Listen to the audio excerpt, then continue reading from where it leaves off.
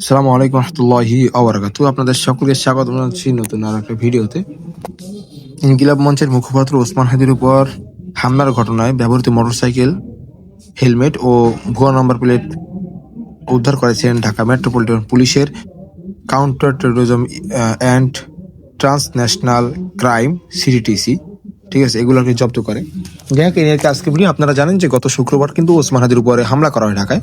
তার মাথায় গুলি করার চেষ্টা করে, কিন্তু মাথায় গুলি লাগে না, গুলি লাগে ঠিক তার বাম চোয়ালে এবং ডান পাশের কানের পাশ দিয়ে কিন্তু গুলিটি বের হয়ে যায়। এরপর তাকে ঢাকা মেডিকেলে নেওয়া হয়। ঢাকা মেডিকেল থেকে প্রাথমিক চিকিৎসা দেওয়ার পর উন্নত চিকিৎসার জন্য এভার কেয়ার হসপিটালে নেওয়া হয়। এভার কেয়ার থেকে তিনি কিন্তু বর্তমানে কিন্তু দেশের বাহিরে আছেন। যাই হোক, তাকে বর্তমান যে জায়গায় রাখা হয়েছে, এরপর কিন্তু তাকে কিন্তু ওই জায়গাও চেঞ্জ করা হবে বলে আমরা শুনেছি। পরবর্তী আপডেট আপনাদেরকে জানানো হবে। যাই হোক দর্শক, তার যে খুনিরা ছিল তারা কিন্তু ভারতে পালিয়ে গিয়েছে এবং পুলিশ এখনও যেহেতু ওইভাবে শিওর হতে পারেনি যে তিনি বাইরে গেছেন কিনা, ওইভাবে কোনো বিশ্বস্ত সূত্র তারা পায়নি। এই জন্য আর কি তারা মনে করছে হয়তো এখনও দেশে আসে, যতক্ষণ পর্যন্ত তারা বিশ্বস্ত সূত্রে না জানতে পারে যে খুনি কোথায় আছেন। যাই হোক, আজকের যে ভিডিও, সেই ভিডিওর মূল টপিক শুরু করা যাক। ম্যানহোল থেকে ভুয়া নম্বর প্লেট উদ্ধার, 8বার হাত বদল হয় হামলায় ব্যবহৃত মোটরসাইকেলটি। ঠিক আছে, 8বার কিন্তু নাম বদল হয়, ঠিক আছে, হাত বদল হয়। যাই হোক, ইনকিলাব মঞ্চের মুখপাত্র ওসমান হাদির উপর হামলার ঘটনায় ব্যবহৃত মোটরসাইকেল, হেলমেট ও ভুয়া নাম্বার প্লেট উদ্ধার করেছে পুলিশ। রোববার 17ই ডিসেম্বর রাজধানীর বনলতা আবাসিক এলাকা থেকে পরিত্যক্ত অবস্থায় ঢাকা মেট্রোপলিটন পুলিশের counter terrorism and transnational crime CTTC এগুলো জব্দ করে। সিটিটিসি জানায়, একটি টিম সিসিটিভি ফুটেজ বিশ্লেষণের মাধ্যমে হামলায় ব্যবহৃত মোটরসাইকেলটির নাম্বার প্লেট পরিবর্তনের বিষয়টি উদ্ঘাটন করে।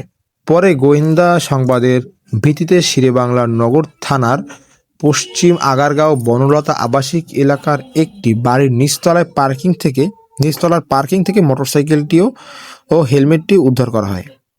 পরবর্তীতে ভুয়া নাম্বার প্লেট পরিত্যক্ত অবস্থায় ম্যানহোলের ভেতর থেকে উদ্ধার করা হয়। মোটরসাইকেলটির মালিকানা শনাক্তে নিবিড়ভাবে তদন্ত করা হচ্ছে।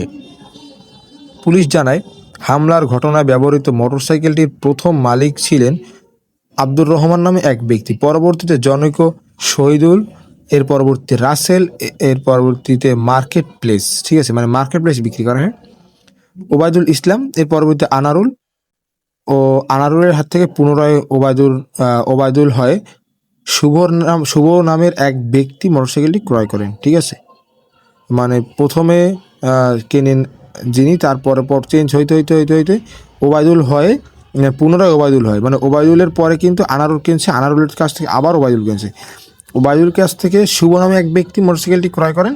সব মিলিয়ে 8 ব্যক্তির হাত বদল হয়। মামলার ঘটনায় জড়িত প্রধান সন্দেহভাজন ফয়সালের সহযোগী মোহাম্মদ কবিরের জাতীয় পরিচয়পত্র ব্যবহার করে মঈনুদ্দিন ইসলাম নামের মোটরসাইকেলটি ক্রয় করা হয়। ঠিক আছে, মানে মঈনুদ্দিন ইসলাম নামে মোটরসাইকেলটি ক্রয় করা হয়। উদ্ধারকৃত মোটরসাইকেল, হেলমেট এবং ভুয়া নাম্বার প্লেটটি ডিবির নিকট হস্তান্তর করা হয়। দর্শক, এই ছিল এখন পর্যন্ত তথ্য। পরবর্তী তথ্য পাওয়ার জন্য অবশ্যই আমার চ্যানেলটি সাবস্ক্রাইব করুন। সকলকে ধন্যবাদ। আসসালামু আলাইকুম রহমতুল্লাহি ওয়া বারাকাতুহু।